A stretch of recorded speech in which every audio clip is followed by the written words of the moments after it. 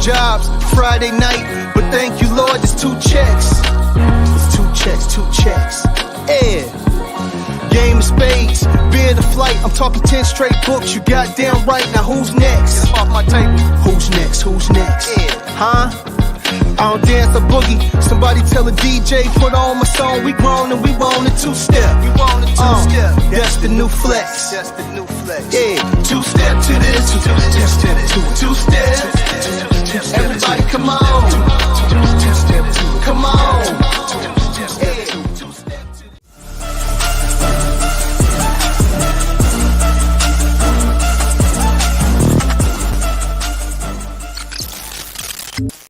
What's up, everybody? Welcome to Worldwide Crypto and Gaming. I'm your host, Dragon Rider, baby. And today, man, I got a very special one.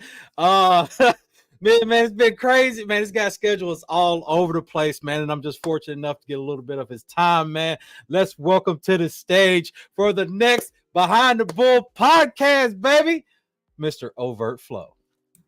Yo, what's going on? Thank you very much for having me. And I apologize for my terrible schedule, bro. But here we are. Hey, it's all good, man. Hey, like I say, dude, I really appreciate your time. You're a very, very busy guy, man, and just getting the opportunity to just wrangle you in a little bit, man. Hey, I'm very, very fortunate, and I really appreciate it. Hey, thank you for having me. Absolutely. So, yeah, before we really get into Overt Flo, let's get a little background, man, because you've been all over the place. You know, you've been martial arts instructor or MMA instructor. You was man, we got to really get into the whole GameStop thing. And then because man, hey, you pull up your name anywhere and that's like the very first thing that pops up. So bro, it's crazy that it still is like the first thing to pop up, because like I feel like I've done so much, and it was you know, man, I was thinking about it the other day. I stopped working at GameStop in 2015. So that's so long ago for it to still be a major thing that people recognize me for.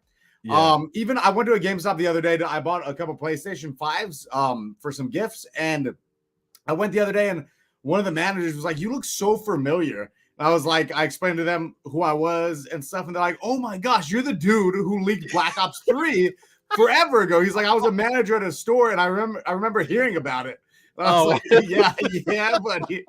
Hey, I'm just a big fan. Activision, Call of Duty. I'm a big fan. Okay, absolutely. You can't stop the passion for something, you know. And I think that after of course going through the through all that, they realized that I'm not a terrible person. I'm not a hacker per se that's taking all the information. I'm simply a man with a passion for gaming, you know. So now how'd you get caught though, man? That's the thing. Like yeah, that's crazy. So like another employee snitch on you, like how'd that happen? You know, it was either the other employees snitching on me, or it could perhaps be that I made a lot of posts to my social media account. So yeah, basically I was posting it on social media, and that was really what got me. But you know, sometimes in life, you gotta what is the saying here? You gotta break a few eggs to make an omelet. You know. That's right. That's so, right. Yeah, basically, quick rundown for anybody who's unfamiliar. I guess I'll give the 30-second spiel on what happened. Yeah. I was working at GameStop for a long time. I was a GA, which is like the very first thing that you ever are. But I kind of had the privileges of an SGA. Like I got the store keys and all that stuff.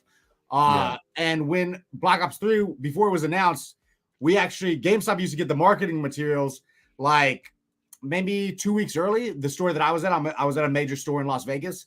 And so when the Activision package came in, nobody knew what game it was going to be yet, if it was going to be a Black Ops game or a new title in the series. And so I had opened up the stuff early. I leaked some of the posters. I was the one who originally announced that it was going to be Black Ops 3. And so from there, I ended up getting called. Like I posted on YouTube, on my Twitter and all that. And then, you know, a couple weeks later, I got called in for some extra hours. I was like, yeah, definitely. I would love to do that. I come in and my district manager is there along with, and he's on the phone with a rep from Activision. And they're like, hey, and I thought that I was getting a promotion. Like, and everybody in the store was like, yo, this dude's getting a promotion. They're like, the district manager's here. Like, we think that you're going to get your own store, whatever. And I go in the back and he's like, hey, so you're great. Everybody loves you here. You're a nice kid, but you're dumb because, you know, we seen that you were opening up our street date and marketing packages early. Here's the rep from Activision. They ran through this. They're like, yo, you have a really robust following, 30,000 followers. Yeah. And, you know, you're posting all this stuff about Call of Duty. And we see that you open up the packages early. And so you're fired. Also, you're going to be up to a $10,000 fine unless you delete all of the posts about it. And I was like, I had never seen $10,000 in my life, you know? So I was like, shoot, dude, this is bad. And anyways, I got fired, told the story on YouTube. And that was actually the initial thing that blew up my YouTube channel. I already had a good following, you know, like 30,000 subscribers back in 2015 was. Yeah. And that, but from the time that happened, like within a year, I had 500,000 subscribers. So that's a big jump. And yeah, I was making more money off of my YouTube channel than I would have made in a year. Like in a month, I would make more money than I would have made in a year at GameStop. So that's what happened. They were upset with me for a while, but then probably by the next year, they were like, GameStop flew me to events. This is when they first started working with influencers. So GameStop started flying me to events. Activision was flying me out to the new Call of Duty, like when they would fly out all the creators to new Call of Duty games, I was being flown out. So it all smoothed over in the end, and they realized I didn't do it out of malicious intent. I did it because I was just such a massive fan of the gaming industry, you know. That's amazing though, man. So how'd you like in your beginnings of like your content creation, like how did you know to like, okay, this is what I want to do. I want to do like gaming content or whatever. Like how'd you get started into that? You know what? I just always, like, since I was a kid, bro, I was always posting on gaming message boards and all that stuff. I played a lot of video games ever since I was a little kid. I lived in a neighborhood where there wasn't a lot of other kids. And so I was just always gaming. And so I was always on like video game message boards like GameSpot and GameFAQs. Yeah. And I was just always talking about gaming on there. And then when YouTube came out, I started making, like, it just was an easy transition because I went from making like creative posts about gaming, like on a message board, to making videos about it, right? And then Call of Duty was really big. I think that I started posting on YouTube. I think I made my first ever post on YouTube in 2007, maybe. And then I started my Overt Flo channel in 2000. I want to say it was 2010 that I started actually making Call of Duty content. It was during Black Ops 1. So 2010 was when I first started making content. I made a lot of like sniper montages and stuff like that. But it was really an easy transition to go from talking about games to making videos about games. And it was never like, the only reason why I did it is because I wanted more friends to talk about video games with. That's all. Yeah. You know, that's what's up, man. So is that, how'd you come up with the name Overt Flo? Because obviously that's not your real name. No, it is. Really? No, it's not.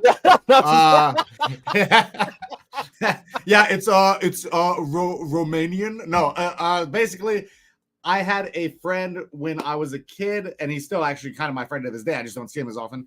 But I had a friend who had an older brother that made music, and now the guy owns like major clubs in Miami and stuff, which is cool. So he really went a good path.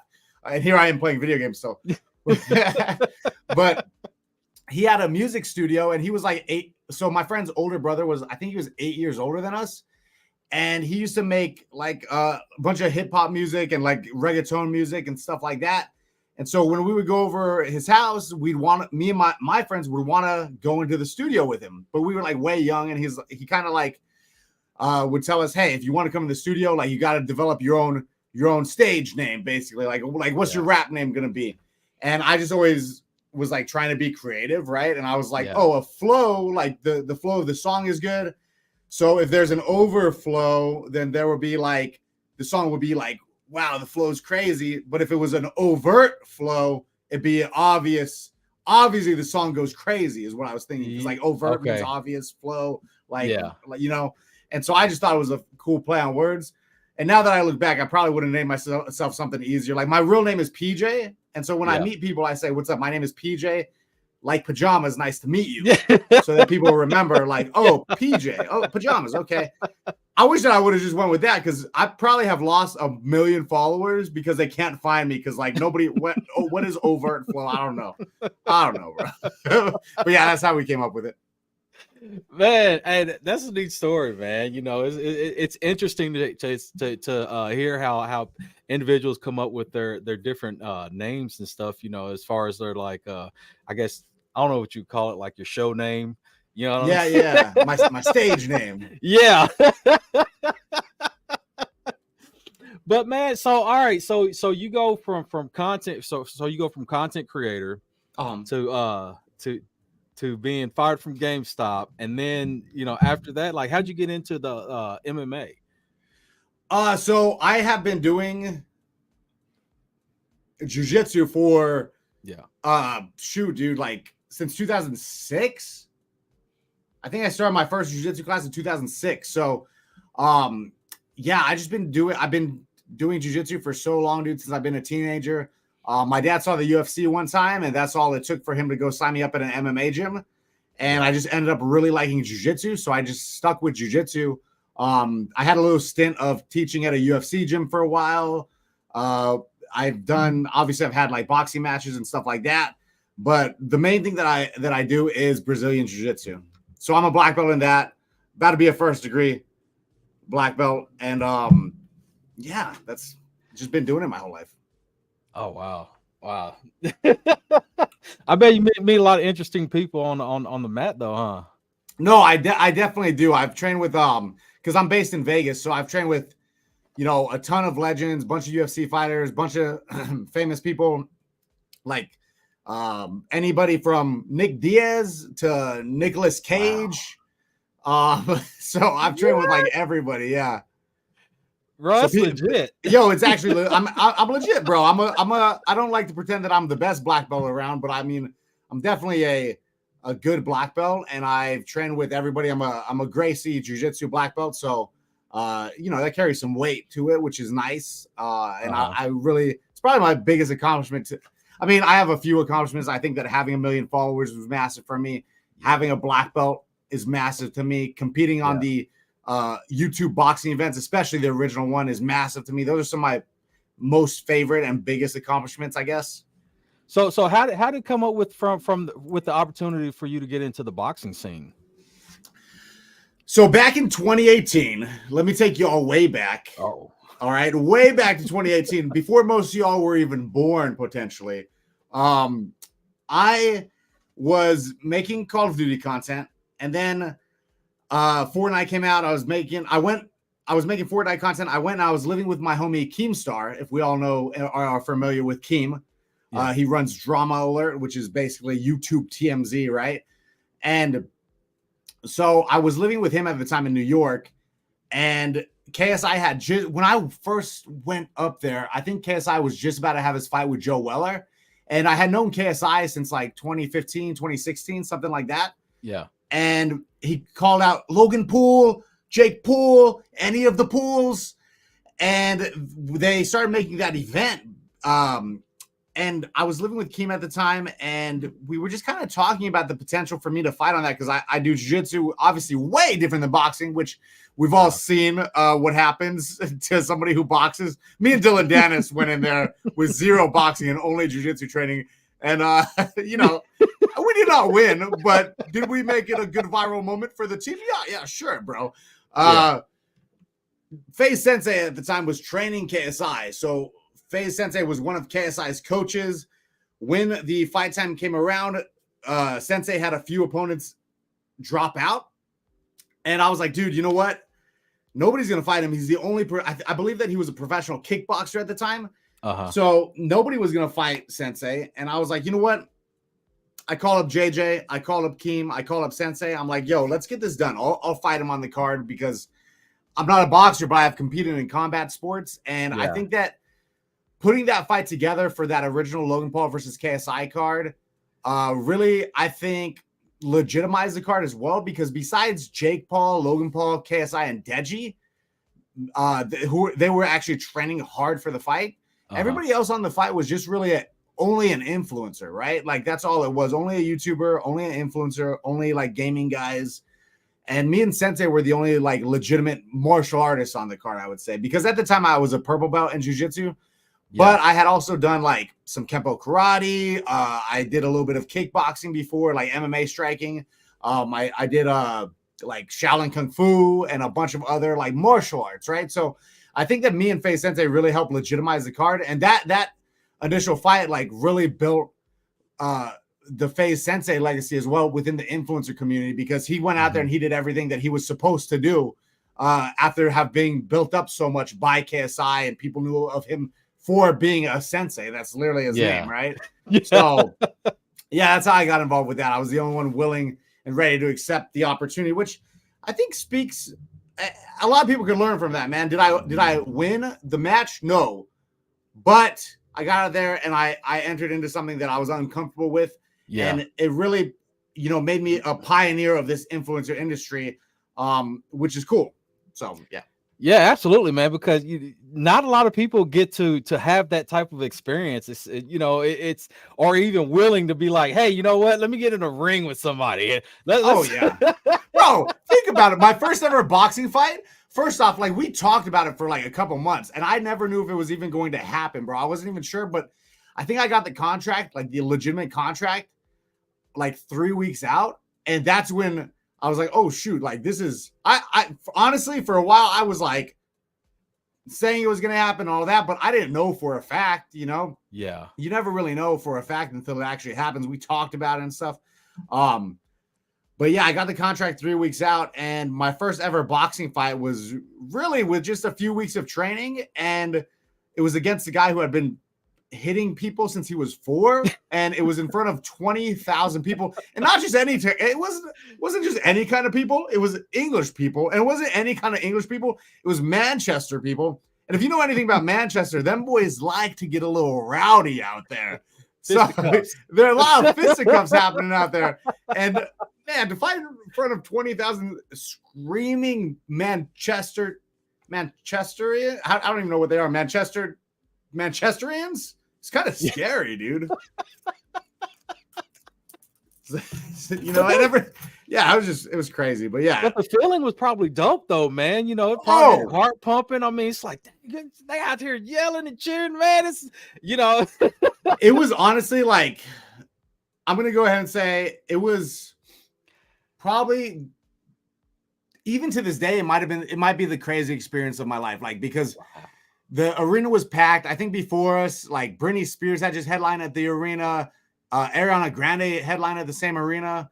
And we had I think that we had more packed than any of them, man. We had 22,000 people there. I think the arena holds 21,500, but with the standing people, it was like 22,000, I believe. And so I really went out to Manchester to get beat up in front of 20,000 people, which is crazy. I felt like I was walking out to my public execution. Hey, you know what they say? It's all about the journey, though, right? Hey, it really is, dude. It really is. And so even though I've had a few fights since then, I think there was 20,000 people there for the first one. I think that I had 7,000 people at the FaZe Temper one, and then I fought in LA in front of 10,000 people on Mogul Moves by Ludwig. So those were all crazy experiences. But I think that the first time it happens is always a massive memory, obviously. So that was probably the craziest night of my life. Nice. So how did you get to meet the Paul brothers? Oh yeah.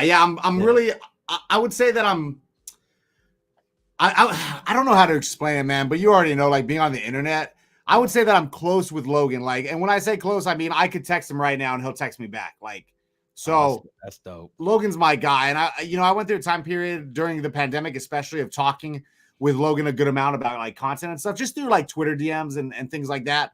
Yeah. I don't really know Jake. I met him once, but I've hung out with Logan maybe like 4 times. And then I've just kind of spoken to him a bit. So like I said, it's not like we're like friends. Yeah, but if you ask me, I would consider Logan to be a friend. I could shoot him a message right now and he'll hit me back. So I'd say we're friendly, Yeah. That's what's up. Because I was just talking about this with one of my with another friend, and it was like, a lot of these you get to a point to where some influencers or what we call influencers will, they'll get that to that that level of popularity, and they just kind of just, oh, you know, oh, you can't text me, or you can't talk to me unless you so and so, or you know what I'm saying?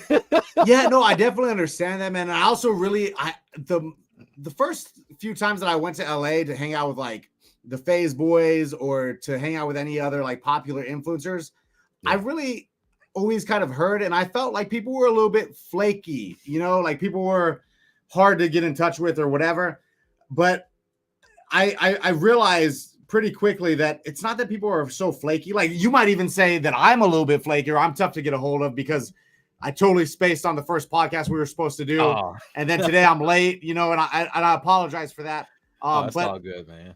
I appreciate that. And but really it's just that people once you get so busy with this, people just have a million things going on, especially in LA. Like there's always a billion things happening. And sometimes it's just overwhelming to anybody, no matter who you are. Even if you have a team, unless things become like, unless you have a wrangler, right? Unless you have somebody on you who's like, yo, 3:15, we got to be here. It is overwhelming, you know? So there's just so much going on in the industry. It's hard to keep track of everything.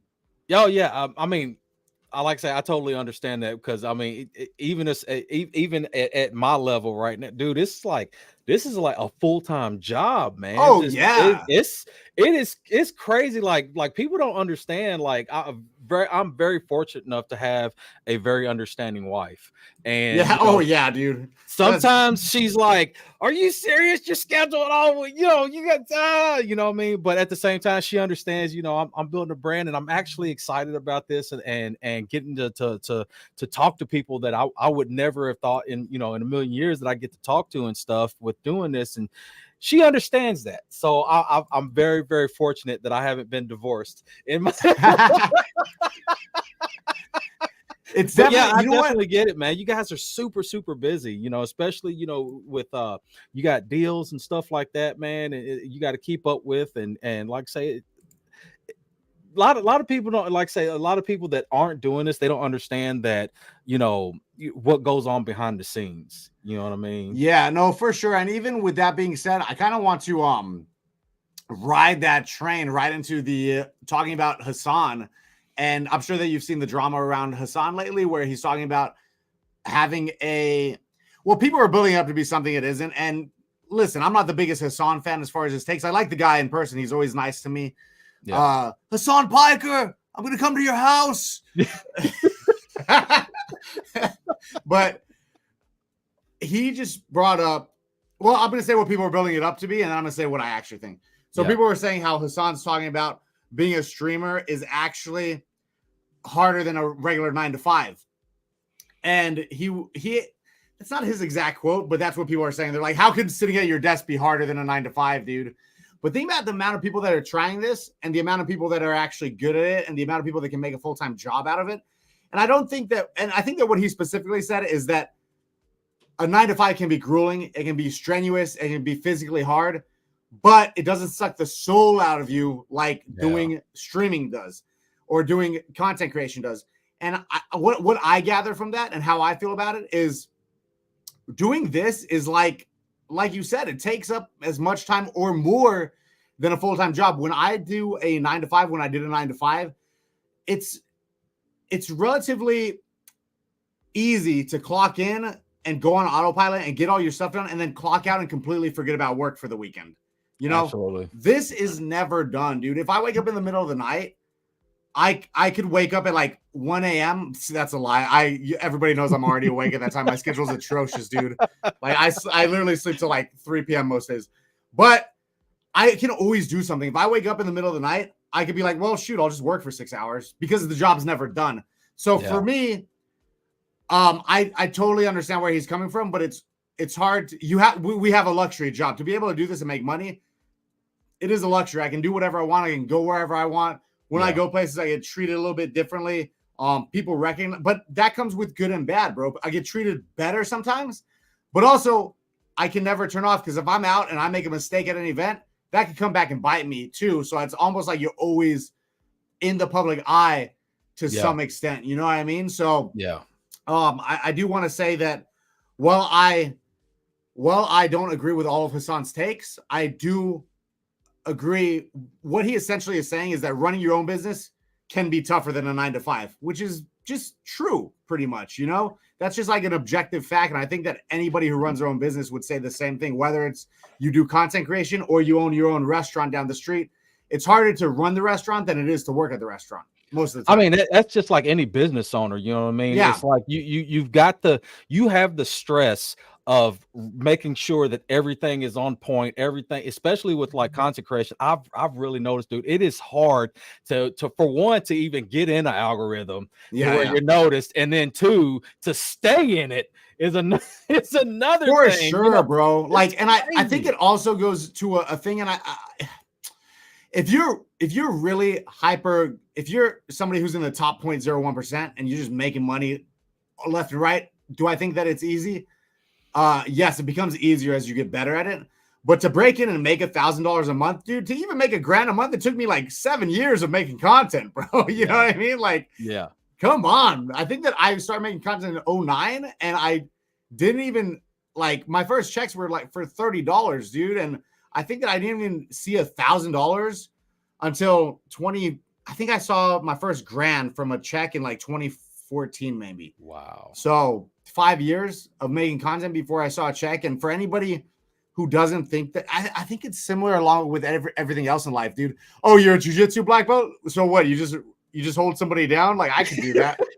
All right, dude. Come on. You just get in front of a camera, turn it on. I can do that. Yeah. Do it then, bro. Make 1,000 videos. Make $1,000 this month off of it. It's tough, dude. Yeah, It's exactly. tough. Especially like if you get on and it's like just you. Like when I first started out, man, just getting it, it's like I'm like, oh, you know, it had that Ricky Bobby moment of I don't know what to do with my hands. Yeah. No, for sure, man. And that's not to downplay anybody's position, because no matter what you're doing, it's tough work, especially if you put everything into it. Because I know for sure when I was working at GameStop, it was tough because I was trying to be the best one I could be. When I do jiu-jitsu, it's tough because I'm trying to be the best I could be. When I'm making content and stuff, because I'm trying to really reach the most amount of people and be the best that I could be. So I guess it also depends on people's level of ambition too, man, because some people are really happy just like putting in a little bit of effort and getting some back, and some people want to go 100%, man. And you know, we're all built differently, man. And different things make different people happy. But for sure, bro, any job is still a job, right?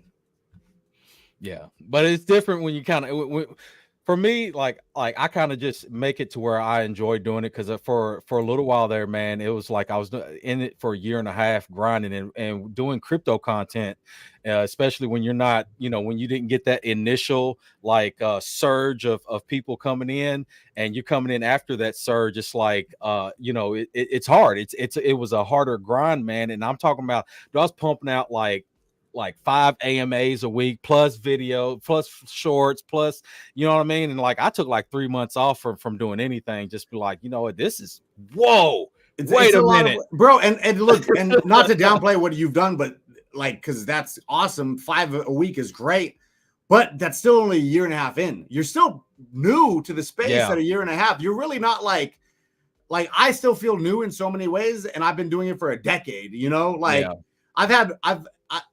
I've had viral videos for a decade now, you know what I mean? And I'm not even that popular, you know? So like, dang, it's still early, bro. It's still early for you. You got a big future ahead, because you're really just starting still. And even crypto is just starting. If we want to think about it like that, crypto is still so new. It's still like a niche thing, and people who are in the space might say, oh, well,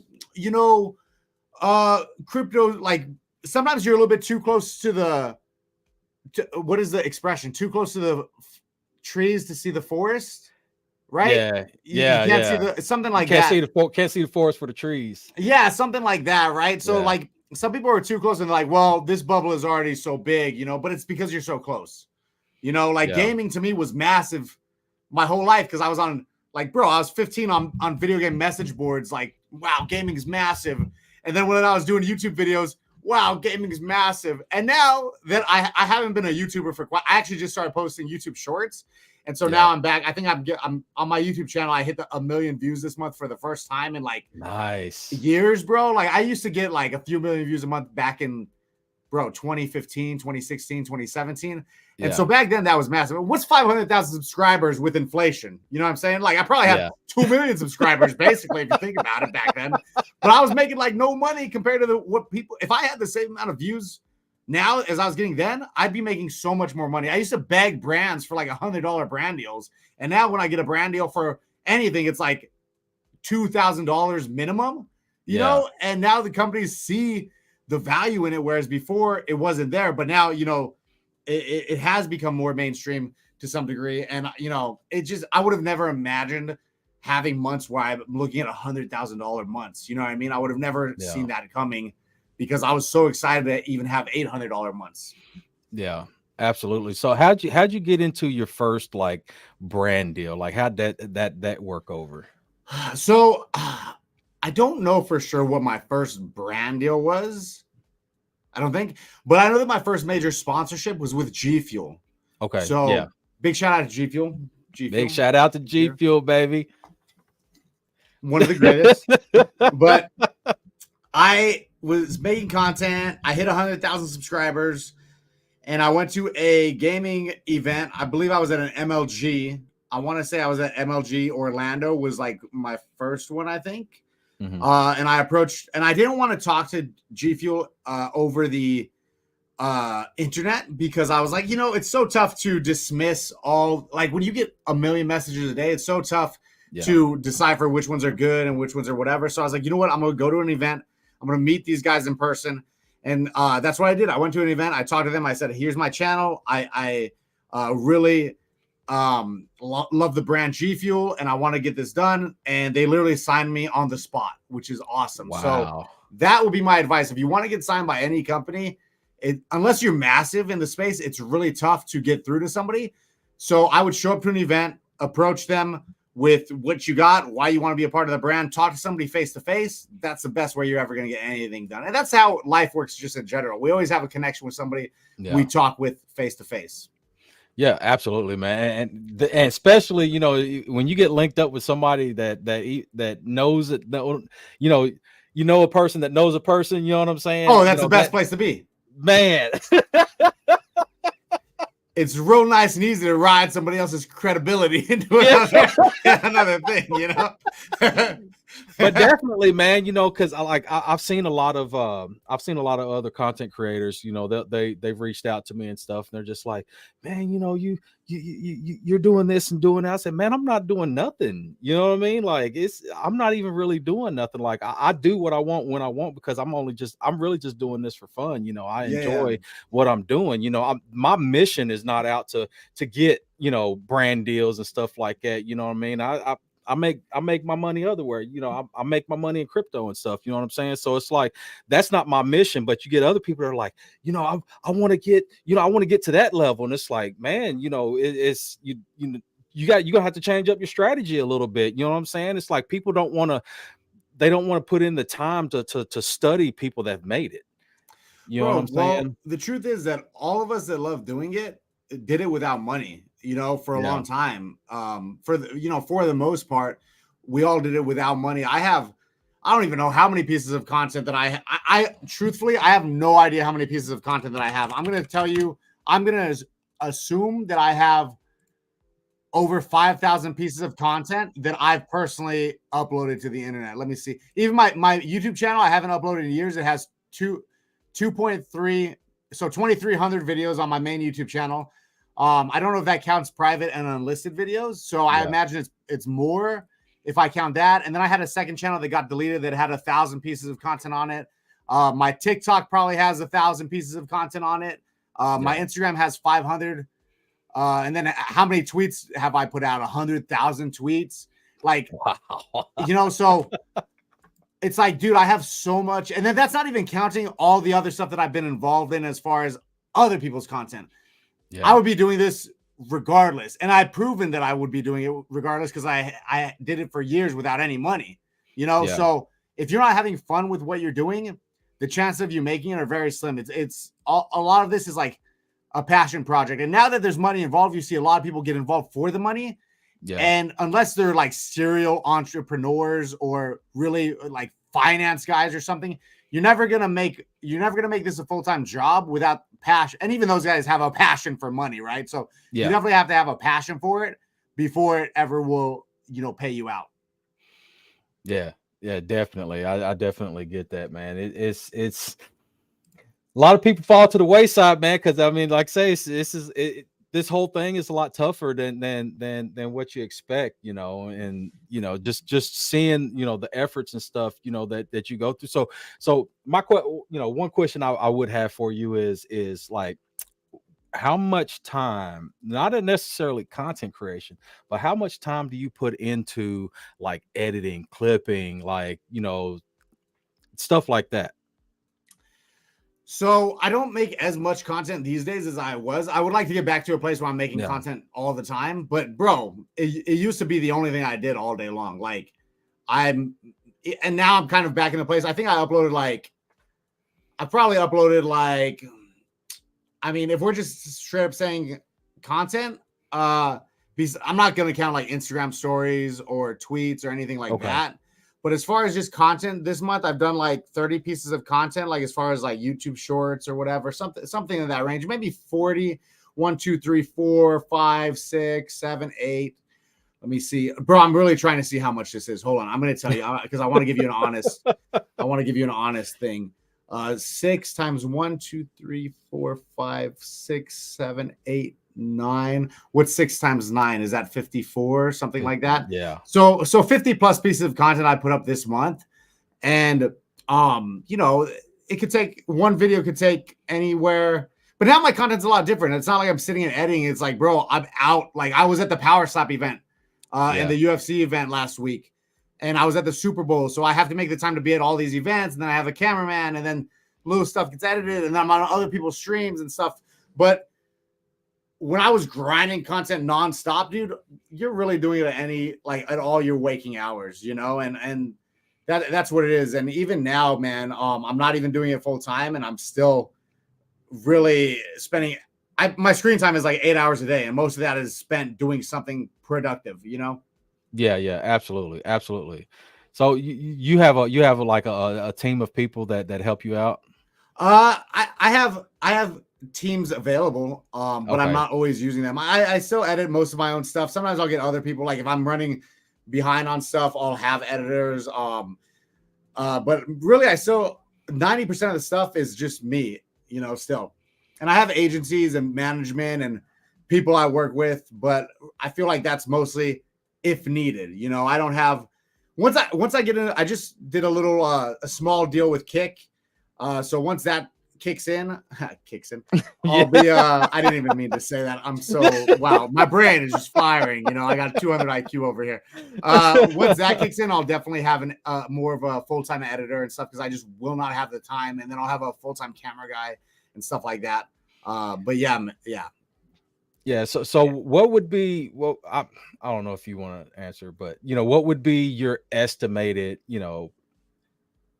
maybe even, I don't know, maybe not even like right now, how much do you think that you've put out, like it, or maybe at the height of your content creation, what I'm saying, that you've put out for like search streaming services, whatever the case may be, that you were like your output for the month? Because in a business, you got to do some investing into yourself and investing into your business to grow it. So what type of numbers do you think that you saw as far as how many pieces of content I'm putting out? No. I'm talking about as far as like what you've had to spend, as far as like say if you had to download this editor, you had to download, or using streaming services like the paid versions. Or, okay. So how much money I've spent on content creation? Yeah. How much would you say a month that you would, The most that I want to say like, shoot, man. Like if I'm doing like giveaways, or if I'm spending money on making certain types of videos or traveling to events or whatever, like $10,000 in a month. I've done that more times than I can count, like 10K a month I've put into it. But then, obviously there's months that that pays back. And then there's a lot of months it doesn't, bro. You know what I mean? Yeah. But hey, you got to spend money to make money, champ. Hey, that's what they say. Cause, I was reading a thing on Mr. Beast, and, as much money as he's made, he spends lots and lots. I mean, like six figures, Oh, seven yeah. figures on his giveaways and shows. I mean, of course, he gets some of that back. He gets that back in revenue. Ads.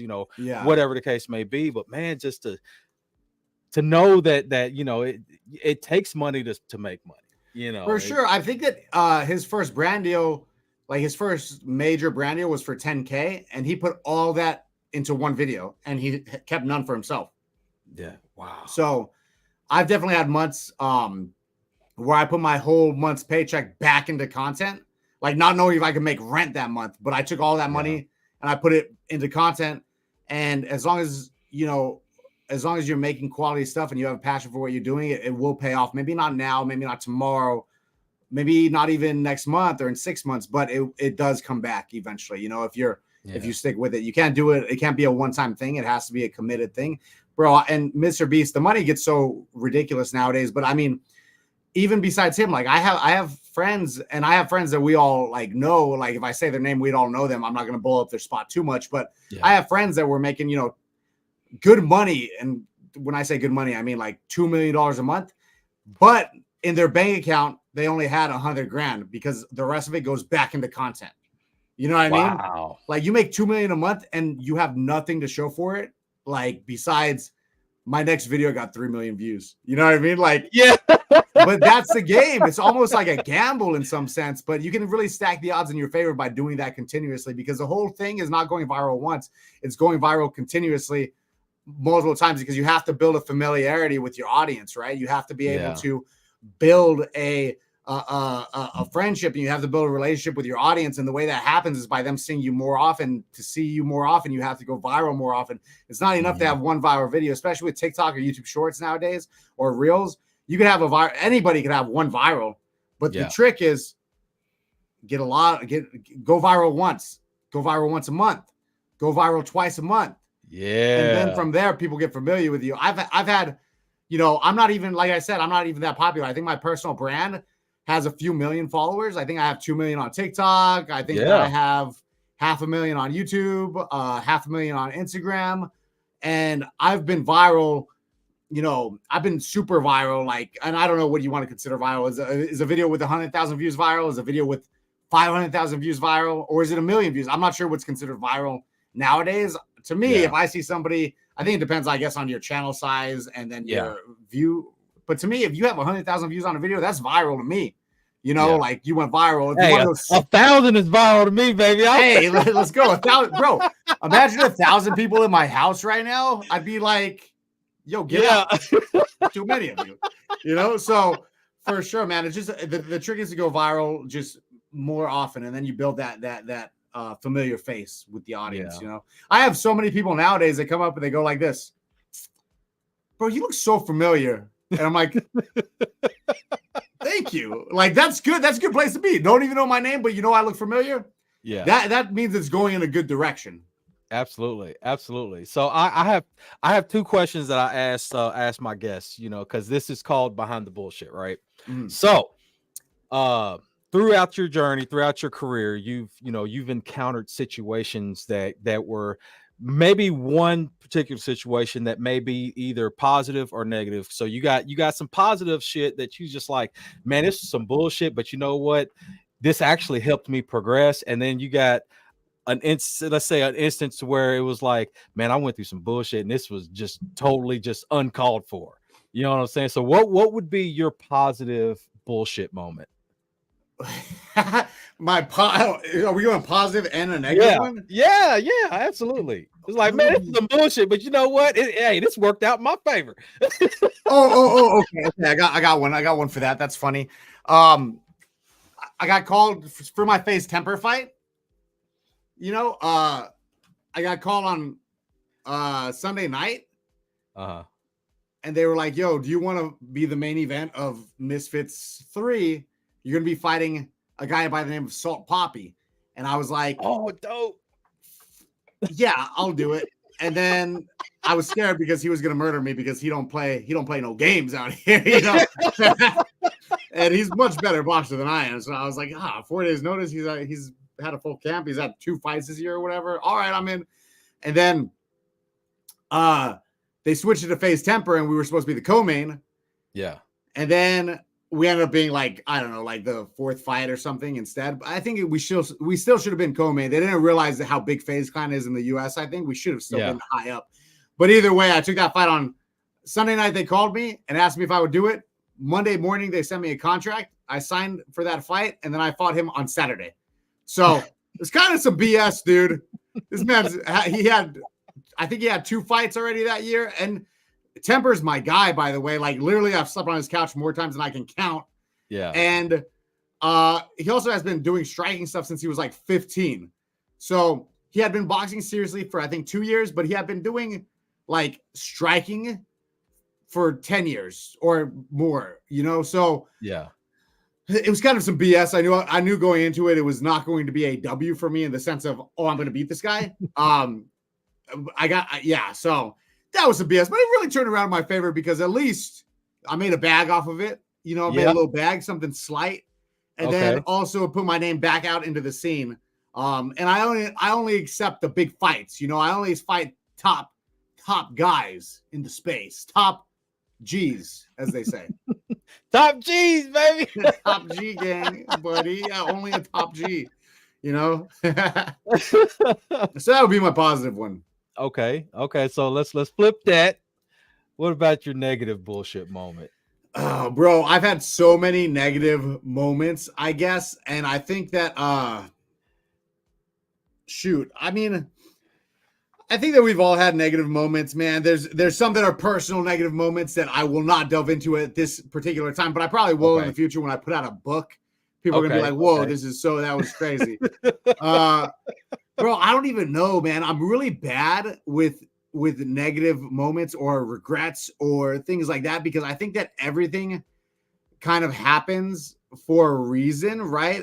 Or at least you could give a reason to everything for happening. And I've definitely had some negative moments where maybe I spent too much money or I got kind of like screwed over with money or, things were supposed to happen that didn't. Yeah. But you always find a way around that. And as long as you keep pursuing the path, right, you end up coming out in a good way on the other side. So I don't think that I have a particular instance of a super negative moment that was just straight BS. But have I had them? Yes. And have I had a lot? Also, yes. And anybody who's been in this for a while will tell you it's not an easy path to take. But I was like, if you're going through hell, keep going. You got to get out of there, bro. So that's what I'll say.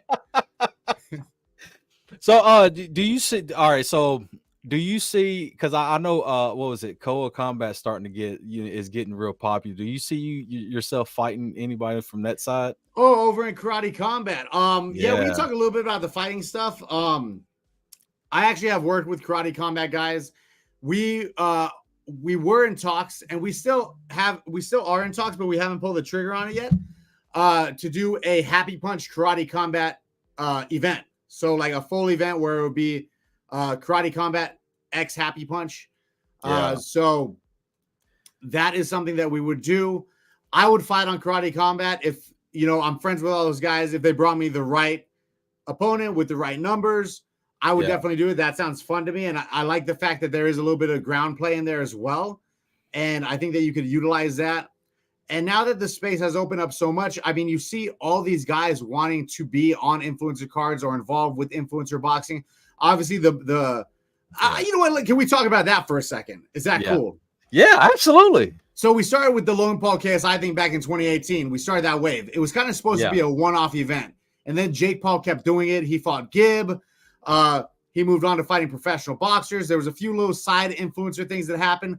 Then in 2020, we saw that big Social Gloves event with TikTokers versus YouTubers.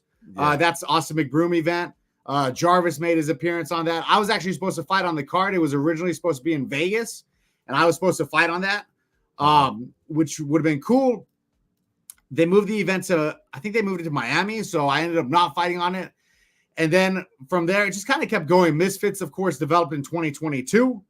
And that's the major one that everybody knows of and sees now. It's like the GOAT level, right? People think of everything. They think of like, when you think of MMA, you think of UFC. But there's other things like PFL, Bellator, ONE. There's all these other ones that are not the tip top of the spear like UFC is. And that's what I would compare Misfits to being. Like Misfits is like being in the NBA, right? Of influencer boxing. But then there's these other ones as well. And now you see Aiden Ross coming out with his boxing events, right? So Aiden Ross is doing these big numbers on his streams. You see major guys like rappers wanting to be involved. I think I'm not really good with names, but there's what is his name? Jermel Churlo or something? Do you know this guy? He's like a major boxer. He wants to be involved with Jamal Charlo wants to be involved with Aiden Ross's boxing. So now you got mainstream guys being involved with it. You saw Logan Paul fight Mayweather. You saw Deji fight Mayweather. So everybody's dipping their hands into the influencer scene because people see how big it is. And even guys like Mike Tyson saying that influencer boxing has made boxing relevant again to the new generation, right? So I think that we've done something, and it's cool to be part of something as big as a wave of this is, that even the mainstream guys have to give credit to it. Everybody in the industry knows who Jake Paul is now. Everybody in the industry knows Logan. Everybody in the industry knows KSI and Deji, and they all know all these influencer boxers. And did you see the recent Ben Armstrong fight? Which one? No, I did not. Yeah, it's Ben Armstrong. Bit Boy. Oh yeah, Bit Boy. Yeah. I see that on Karate Combat. Yeah. That was actually good. That was fun. It was pretty good, man. You got, even Bryce Hall with bare knuckle. Bryce Hall's one of the owners of BKFC now, and he fought bare knuckle, which is crazy. That's like absurd. And I was actually in talks with BKFC to do a BKFC event before Bryce. So I was talking to them a couple months before Bryce made his debut. And now, for those of you that don't know, there's another bare knuckle. I don't even know how much I think it's public, but Bryce just leaked it. So Bryce is fighting bare knuckle again. And I just recently was with him in Vegas, and it looks like I'm going to be participating on the same card as him in April. Wow. In bare knuckle. So, nothing's in contract yet, but I have agreed to do a bare knuckle fight in April, which is crazy. Well, I'm glad we got your pretty face on camera today, because oh yeah, don't worry. He's still he's gonna look all right. Still, hopefully. Hey man, I've seen some of them bare knuckle bouts, man. Oh yeah, bro. Oh yeah. Sometimes it gets a little bit wild. We'll see what happens. But the cool thing about bare knuckle is that it's much more akin to a fight than boxing is. Boxing, you get the big gloves, and if somebody's really well developed in the boxing aspect, they can get away with a lot of dodging, dipping, ducking, diving, and dodging behind the gloves. But the BKFC almost favors an MMA mindset a little bit more than it does boxing mindset to some degree, because you really use your hands a lot to manipulate somebody or get out of the way or whatever. I think that, and even objectively by experience, you can see that a lot of the MMA guys come over and they actually win a lot more than some of the boxing guys. We've seen guys cross over to bare knuckle from MMA and guys cross over from boxing. And it seems like the MMA guys have much more wins under their belt than boxing does, because of the fact that it's much more like a fight than it is a boxing match, So, and I would consider myself more of a fighter than I would a boxer. Yeah. With all these influencer bouts and stuff like that, you know what that reminds me of? There was a video game back in the day. It was called Def Jam Icon. Vendetta. Def Jam Vendetta. Yeah, Vendetta. Yeah, buddy.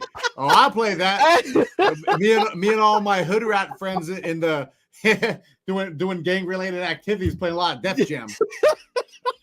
But that was dope, because you had all the stars. I think my favorite person to play with was I think it was Nelly, if I remember correctly. But man, it was having that, what I'm saying, was kind of cool. And just seeing all this, you got these just regular, they're regular people. Everybody's regular people, but you got these influencers that they're so popular and everything, and they're hopping in the ring now. They're like, hey, we're gonna do more than just entertain you on the screen. We're gonna entertain you in the ring, baby. And I'm like, man, I don't know, man. For me, it's kind of, I guess you would call it nostalgic of just remembering that that game of having your favorite popular people get into a fight. Well, that's what it is, man, and that's it's like well, you remember Celebrity Deathmatch, the show, the claymation show? It's kind of like that. It's kind of like that, but for real, but without the death part. Without the death part. But it is like that, man. You're really seeing a lot of these guys that you're familiar with to some degree, and if you're not familiar with them, then somebody else is, or you could easily be like, oh, this guy's got 6 million followers, I'll check him out. This is the first wave of true celebrity boxing that I think that we've ever seen consistently. Like, there's always been stuff in the past, like one-off celebrity matches, pretty much forever. I think there's always been little things like, oh, in 2002, this actor fought this other actor in a boxing match for charity. There's always been things like that. But with the Misfits thing, with Misfits boxing, this is the first time that we've ever seen consistently celebrity matches, and people can say whatever they want. Like, the older crowd might say, hey, to us, you're not celebrities, but to everybody, somebody's like, to anybody, somebody's not a celebrity, right? So, like, to my grandpa, Drake is not famous. He's like, I don't even know who that is, buddy. Right? So it's all relevant. But to anybody who's 30 and under, they pretty much have an idea of who all these people are. Like, they're like, oh yeah, I know who this guy is. And now it's gotten so mainstream, pretty much everybody knows who Logan is, or KSI, or Jake Paul, right? So this is definitely the first time that I think we've ever seen consistent celebrity matches happening, because Misfits is happening it was supposed to be one a month, but really I think it's been like one every other month. But that's pretty consistent. Oh yeah, absolutely, man. It's especially, just being able to line that up, man, because like you said, when it first came out, it was just like it was supposed to just been this one-off thing, and to make a whole brand new industry, you know what I'm saying? That's profitable, that obviously is profitable. You keep doing it. You know what I'm saying? So, that is, I don't know, man. It's dope. Bro, it's a lot of fun, man. It's really cool to be involved in, man. It's been one of my favorite. Last 2 years have been really, or I guess it's only been, let me think, it's only been a year and a half, really. And it's been a wild time. I've traveled more, and I took 150 flights last year or something, So I've traveled more, I've seen more, I've been involved. It's just so cool to be involved in such big events, man. Every other month, I'm sitting ringside in an arena full of thousands of people. Whether I'm participating in the match, or I'm working behind the scenes with them, or I'm doing some happy punch stuff. It's cool to be involved in such electrifying events. This is the most electrifying fight of the century happening today. I get to do that like every month. It's so fun, man. That is awesome. That is awesome. So have you come across any I say, because with that, you got fans that are of the other opponent. Have you ever come across somebody who was like, no, you suck, so-and-so is gonna whoop your ass, I mean, you definitely get a lot of that on the internet. You really don't get it ever in person. Most of the time people see me, they're just excited to see me, and even the people, it's so funny, even the people who talk crazy on the internet are still excited to see you. Like, I had this one kid who, bro, just talking crazy to me all the time, bro. Just talking super crazy to me all the time on the internet. And you get that sometimes, but every once in a while, I get so many comments like that. Like, I'll comment on a Happy Punch post or whatever, and they're like, bro, you got knocked out. Shut up. Bro, shut your mouth. Like, irrelevant. You know what I mean? Whatever. Yeah. I pull up to the event, bro. I take 1,000 pictures with fans, man. And it's cool, bro. I love it. And one time I did have the closest I came to experiencing somebody be negative to me. And they weren't even negative, I guess. But they're like, oh, bro, over it. Let me get a picture with you, man. I was like, yo, what's good, my guy? Let's get a little picture. I'm just taking pictures. I'm taking pictures with 50 people where there's a little crowd outside the hotel. And I like to think of myself as like a man of the people. So whereas a lot of guys maybe are a little introverted or they don't want to participate in that, bro, if I see a crowd of people outside our hotel, and typically we have like security outside the hotel and all that, I'll go outside, I'll hang out with everybody, talk to them. What was the first matchup you watched? Blah, blah, blah. Let's get some pictures. I had one kid take a picture with me, and then he goes like this.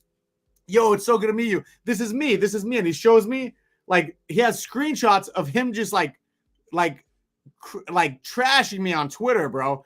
And he's got screenshots of it. He's like, that's me. That's me. I was like, dude, you say you're gonna knock me out? Like, this is like from a week ago, dude. Yeah. And in person, this man's 135 pounds and like small and clearly like brother, I could end you right now today.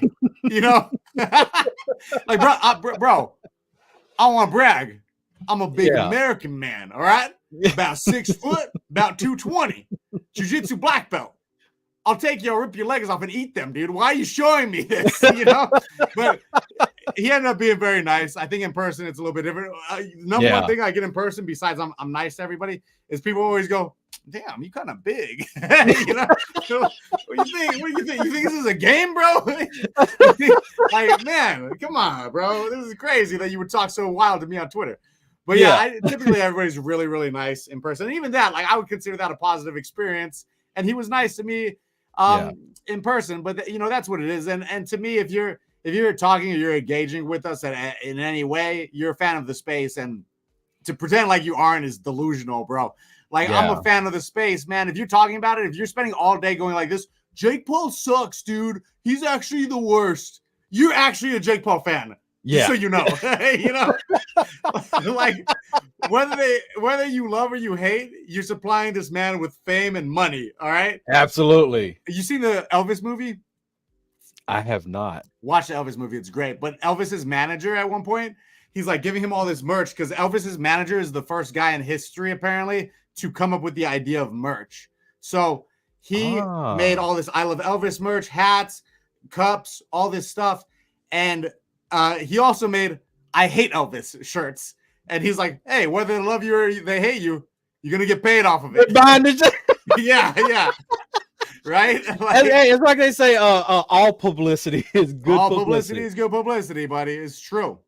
That is awesome, man. And you know, it's really good to see that, you know, that you know, you amongst, you know, a great deal of others, you know, are pretty humble about where you're at. You know what I'm saying? You engage with people, you talk to people. I mean, shit, out of nowhere, this guy named Dragon Rider DM'd you and you responded, man. And I mean, I think that's really, really dope because, you know, a lot of people, you know, when they get to a certain level, man, they tend to forget about, you know, the ones that has been following, that has watched the career and stuff, and you know, as a fan, you know, when they reach out, you know, then they get ignored. They don't want to talk to nobody. It's like, oh no, I'm too important for that. Let my assistant do it. You know what I mean? So, you know, for you to personally actually respond to something, and then come on the show, man. Hey, man, I really appreciate that, man. It just shows, you know, what kind of guy you are. Well, I appreciate that. Don't give me too much credit, bro. But I think that don't give me too much credit here, man. Come on, you'll build me up to be something that I'm not here. But I definitely have always been a guy that, like I said, man, I started making content because I wanted to be part of a community, you know. And so I've done podcasts and I've done shows. I've done content with people who get 15 views, and I've done content with people who get, you know, 1 million+ views. Yeah, it's the same to me. I can appreciate the fact that people want to have me on, and I can appreciate anybody who's making content. I'll walk down the street, bro. I live in Vegas, right? So I'll be on literally just walking down the street. I'll see somebody like vlogging or whatever. I'll be like, oh, yo, you're vlogging, yeah? What are you vlogging? And they're like, oh, here's my YouTube channel. I don't care if it has 1 million subscribers or 6. I'm like, all right, bro, let me hop in the video. Yo, this guy right here is my favorite guy I've ever met in Vegas who's got a vlog camera and who's filming. Everybody subscribe, you know? Like, I love that. Yeah, that is dope, man. People get so caught up in the who's big and who's not and who's better and who's not. Yes. And we forget, bro, we're all part of the same thing. We're all very similar at the end of the day. If you make content and I make content, out of the human race, we're like, we got a lot in common, buddy. Let's talk, you know? Yeah, absolutely. You know, I haven't always had success though. Now, there's been a couple of times where, you know, I reach out to somebody and they're like, yeah, hit me up when you got a few thousand more subs. And I'm like, damn, it's okay. No, it's never. So for me, it's never about the subscriber count or the following count. I truthfully, bro, I have no idea how many followers you have. For all I know, you might have 14 million. I have no idea. I promise you, I don't even know. I have zero clue. But to me, it's kind of about more the enthusiasm for it, and maybe consistency. The only thing that I would ever think about, like, and it's not, I don't even know if it's true, bro. I'll go on your channel. I don't care if you got one video or 1,000, I guess. But the only thing I can think in my head is like, if you want me to, like, if you're like, yo, let's collab, let's do something, and I see that you have only 4 posts up, then I'm like, I mean, I still will come onto your channel, or onto your page or whatever.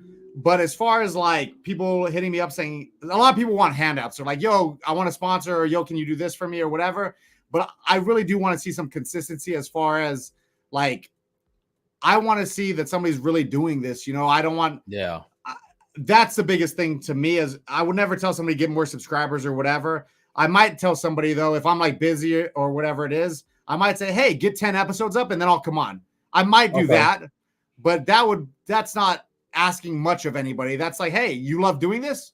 Keep doing it. I'll come on in 2 weeks if you love doing it so much, you know? Okay. Like, hey, that's fair. I think that's super fair, man. And realistically, the amount of times I've done that is almost none. But that's the only thing that I can think of that I would tell somebody, hold up, wait a minute. Yeah. Something ain't right. You know, I don't know. I get that, man. I get that. So, man, we've been at this for about an hour, man. I know you're a super busy guy. You know, what would be one thing? I mean, I know you said a lot of great stuff, but what would be one thing that you would tell like an up and coming, you know, maybe not even upcoming, just somebody who's getting into content creation, like what would be like just some advice? You're never gonna make it.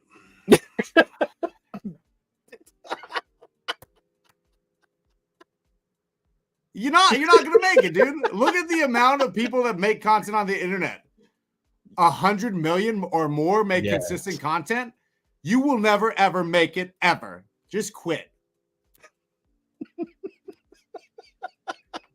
And from there, I'll say you're either inspired or he's like, fuck you. I'm gonna show you. I'm gonna show this guy. Hey, get upset or get inspired, dude, right now. But seriously, if you want to do it, get consistent. Have a schedule, like you said. You're like, dude, I was doing 5 videos a week. That's really good, and you're on a consistent schedule. The biggest thing to me is consistency. So that means, and consistency can mean anything, bro. For me, it meant I was making 3 videos a day every day. And I did that with YouTube when I was grinding YouTube. When I was grinding TikTok, I was doing 3 videos a day on TikTok. That was consistent for me. For you, it might be 5 times a week. But if you're going to do 5 times a week, stay consistent 5 times a week. Don't say I'm going to do 5 times a week and then do once a week sometimes and twice a week or whatever. Yeah. Do that 5 times a week. And then also, you know, network with other people. So if you got 100 subscribers, go make friends with other people who have 100 subscribers. Go, you know, collab with people, get out there, meet other people, be consistent, utilize all the platforms to your advantage, Reels, Shorts, TikTok. My YouTube channel is essentially dead. I haven't uploaded there since 2018 or something. I just came back, you know, a couple of weeks ago. I'm uploading, and now this month I'm going to have 1 million views this month on my YouTube channel because I've been uploading shorts like consistently a couple a day. So anybody could do that. You just have to, you know, be ready to treat it like a passion project until it becomes a job. And you can do it, and anybody could do it. It just depends on if you want to, you know? Just like anybody can go and learn how to be a jiu-jitsu black belt, dude. But you know who does it is the people that do. There you go. You know? There you go. I love it, man. I love it, man. But like I say, hey, look, I really appreciate your time, man. This has been a blast. We have to do this again later. I'm gonna bring you back after the bare knuckle fight. So we yeah. Get 10,000 subscribers first, buddy. Yeah.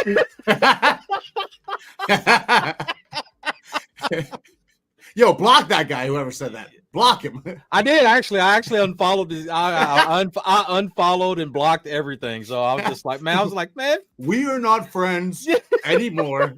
Yeah, that's funny. Good. Yeah, I was like, you little turd, man. You ain't gonna miss this one. Delete. You know. Good. I didn't even want you on anyway.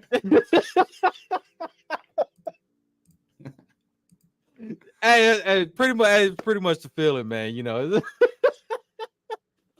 But man, like I say, I really appreciate your time and effort, man. This has been awesome.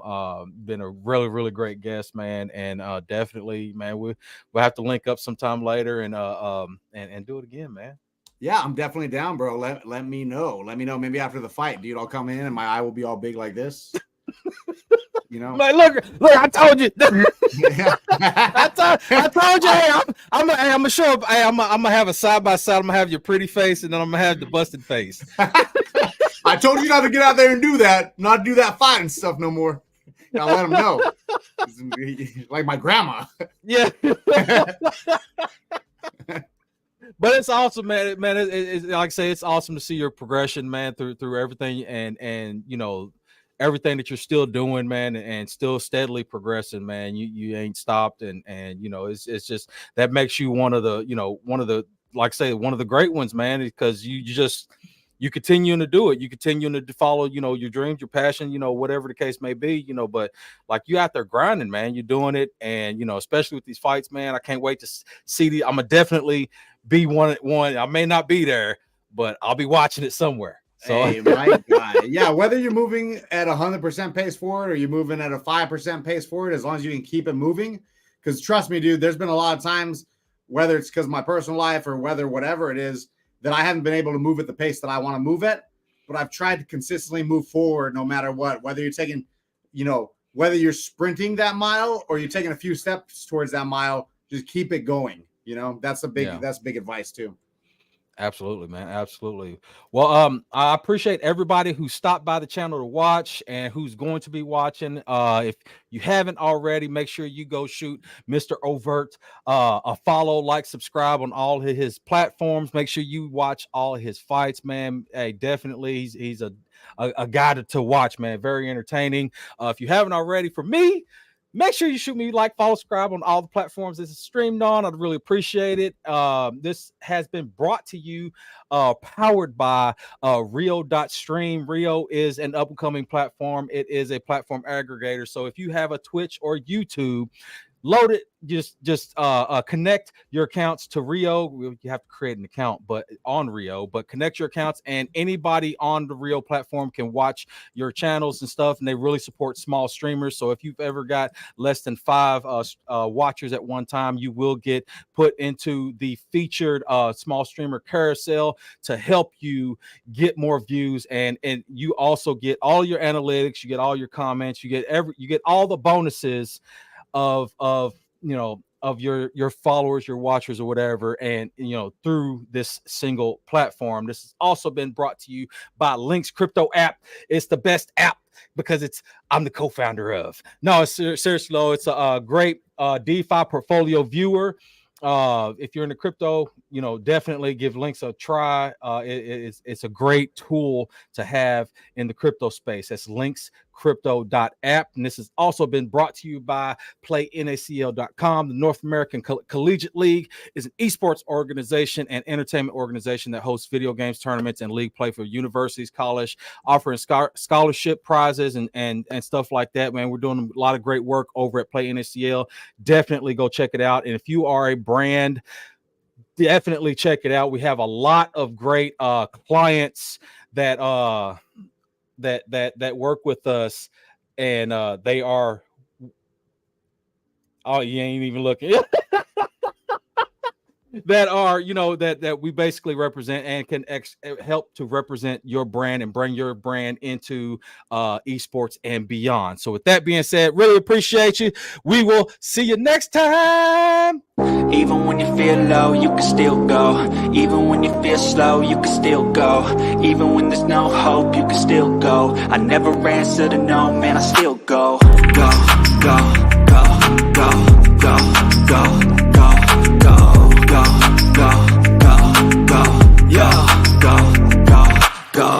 Hustle hard, hustle every single day. I'll be making moves till I'm buried in my grave. To the system, I don't wanna be a slave. I've been doing shit.